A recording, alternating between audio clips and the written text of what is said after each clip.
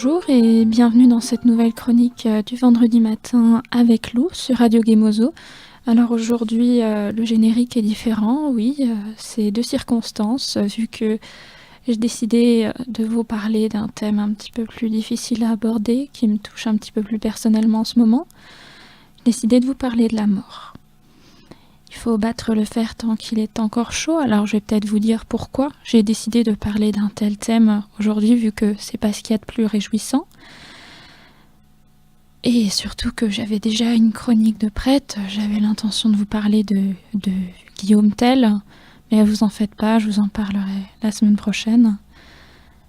Mais aujourd'hui, j'ai décidé de donner la priorité à la mort. Pourquoi choisir de vous parler de ça aujourd'hui ? Eh bien, pas plus tard qu'aujourd'hui, enfin aujourd'hui jeudi, jour où j'enregistre ma chronique, une fillette a été fauchée par un camion à quelques pas de chez moi et puis elle est morte. J'ai appris ça dans le courant de la journée, mais ça s'est produit avant que je ne parte pour le travail.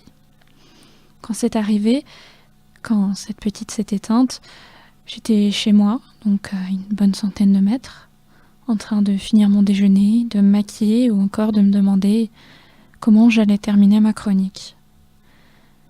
Et le temps des questions est arrivé. Et si j'étais partie plus tôt, sans savoir, sans même apprendre de la journée qu'il y aurait eu un accident, et si j'étais partie à l'heure, j'aurais peut-être été témoin de cette tragédie.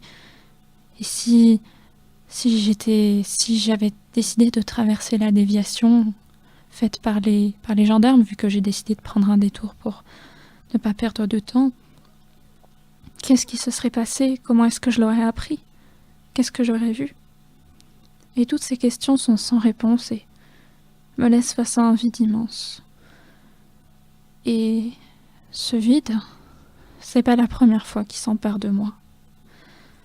Ce vide dont je vais vous parler s'est déjà emparé de moi pour des deuils que j'ai déjà traversés et dont j'ai peut-être envie de vous parler aujourd'hui, dont j'ai peut-être besoin de vous parler. La première fois que j'ai réellement été confrontée au décès de quelqu'un, même d'une personne très proche, c'est ma grand-mère paternelle en 2010. J'avais alors 16 ans. J'étais en voyage en Allemagne. En fait, j'étais partie pour 2 mois dans une famille d'accueil et je venais tout juste de m'installer chez eux. J'avais passé ma journée à Munich avec eux et le soir, vers 20h, mon portable a sonné. C'était ma sœur. Elle n'a dit que 2 mots. C'est fini. Et elle a raccroché. Et ces 2 mots ont fait que mon monde s'écroule. Je venais pour la première fois de perdre quelqu'un de cher et je commençais à comprendre ce que c'était la douleur d'un deuil. Je me suis rendue à son enterrement et pendant l'enterrement, je n'ai pas eu de cesse de fixer le cercueil dans l'espoir que ma grand-mère en sorte pour dire « Je vous ai bien eu, c'était une blague. Et si maintenant, on se faisait un petit apéro tous ensemble ?» Mais ça n'a pas été le cas.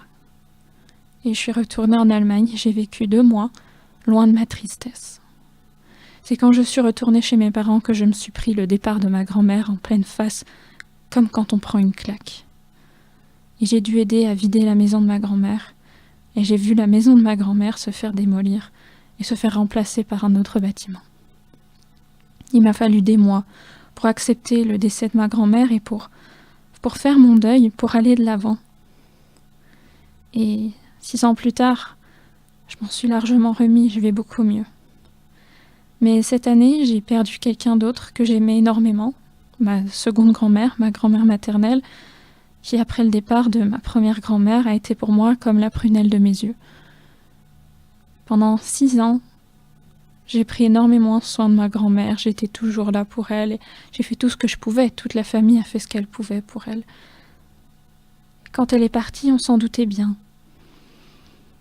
Cette fois, c'est ma mère qui m'a appelée, un lundi soir vers 20h. On prévoyait de partir toutes les 2 en catastrophe à l'autre bout de la France pour aller voir ma grand-mère avant qu'elle ne s'en aille. Surtout pour que ma mère puisse voir sa mère une dernière fois. Mais on n'a pas eu cette chance-là. Pendant un temps, j'étais opaque à toute sensation, ou plutôt à toute émotion autour de moi.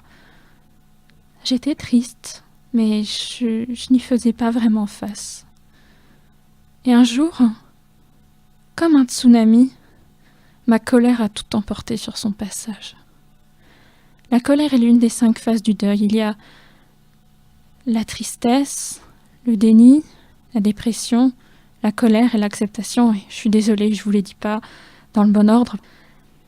Mais voilà, pour moi, la colère a été pendant un temps ma compagne. La colère face à je ne sais pas quoi, mais qui m'a permis de combler le vide que ma grand-mère avait creusé. Et au bout d'un certain temps, au bout de quelques temps, j'en ai eu assez, j'ai explosé. Je suis allée faire une marche sur une montagne, à pied, même pieds nus, plus précisément. Et je crois que j'étais tellement en colère que jamais je n'ai gravi cette montagne aussi vite. Et une fois arrivée tout en haut, je crois que j'ai pleuré toutes les larmes de mon corps et j'ai parlé au soleil couchant comme si c'était ma grand-mère. Et quand je suis retournée chez moi, je n'avais jamais aussi bien dormi depuis le décès de ma grand-mère. 6 mois plus tard, j'ai accepté son décès, j'ai quand même 23 ans maintenant, je suis une adulte, mais c'est vrai que c'est pas tous les jours facile et je crois que le départ de cette petite m'a renvoyé à nouveau à ma tristesse et à mon deuil. Le fil d'Ariane de toutes ces disparitions, de tous ces décès, que ce soit quelqu'un que j'ai connu ou pas, c'est le vide qui m'envahit et qui doit très probablement envahir tout le monde. Il y a des croyances qui cherchent à apporter une réponse, à consoler les gens en disant qu'il y a des espoirs de paradis sur terre, de résurrection, de réincarnation et j'en passe. Mais rien, en tout cas pour moi, rien ne comblera le vide qui s'empare de nous. Ce vide, c'est l'interrogation de la vie après la mort. Ce vide, c'est l'incompréhension de la disparition de quelqu'un. C'est l'absence douloureuse et violente d'une personne qu'on a aimée, connue, ou juste su, qu'elle a été arrachée à la vie, comme ça. J'avais besoin de vous en parler et c'est peut-être aussi pour moi une façon de traverser mon deuil pour ma grand-mère et d'accepter aussi le départ soudain et violent de cette petite fille que je n'ai pas connue, que je ne connaîtrai jamais. Mais je me suis rendu compte aussi que c'est dur à accepter ou c'est dur à voir, à comprendre, mais la vie continue. On continue à s'aimer, à se faire la guerre, à aller au travail, à continuer nos projets. Il n'y a que pour une personne que tout s'est arrêté, tout s'est figé. Et il faut continuer à aller de l'avant. Avec ce vide, cette peine qui nous envahit. Il y a quelques années, j'avais écrit un texte, non pas parce que je traversais un deuil, mais parce que j'avais envie d'écrire quelque chose d'inspiration kafkaïenne, comme vous commencez à comprendre que j'aime beaucoup Franz Kafka.